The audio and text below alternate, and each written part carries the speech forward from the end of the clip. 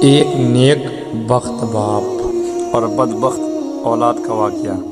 ایک شخص بڑا نیک اور سخی تھا۔ اس کا باغ تھا، وہ اللہ تعالیٰ کے حق کو ہمیشہ ادا کرتا تھا۔ اس باغ کے پیداوار میں سے اپنے مال، اپنے بال بچوں اور باغ کے خرچ کو نکال کر باغی پیداوار کو اللہ تعالیٰ کے راستے میں خرچ کر ڈالتا تھا۔ اس لیے اللہ تعالیٰ نے اس کے مال میں بڑی برکت دے رکھی تھی۔ اس کے انتقال کے بعد جب اس باغ کی وراثت اس کو اولاد ہوئی تو باپ کے اس خرچ کو حساب کیا تو بہت ٹھہرا۔ ان لوگوں نے آپس میں مشورہ کر کے یہ طے کیا کہ حقیقت میں ہمارا باپ بڑا ہی بے وقوف اور نادان تھا، جو اتنی بڑی رقم مفت خوروں، غریبوں اور مسکینوں میں بلا وجہ دے دیا کرتا تھا۔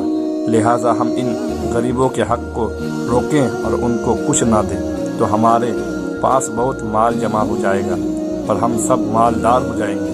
جب یہ مشورے کر چکے اور باغ کے پھل پک گئے اور کھیتی تیار ہو گئی تو رات ہی کو ان لوگوں نے قسمیں کھائی کہ صبح ہونے سے پہلے رات کے وقت چلو اور رات کو پھل توڑ لاؤ تاکہ کسی کو خبر نہ ہونے پائے۔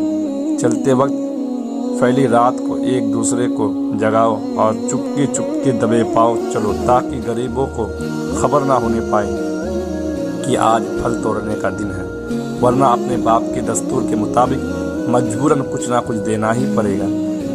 یہ سب منصوبے بنا کر کانافوسی کرتے ہوئے باغ کی طرف چلے۔ ادھر ان کے پہنچنے سے پہلے ہی اس باغ پر اللہ کا عذاب آیا اور آگ نے جلا کر خاکستر کر دیا۔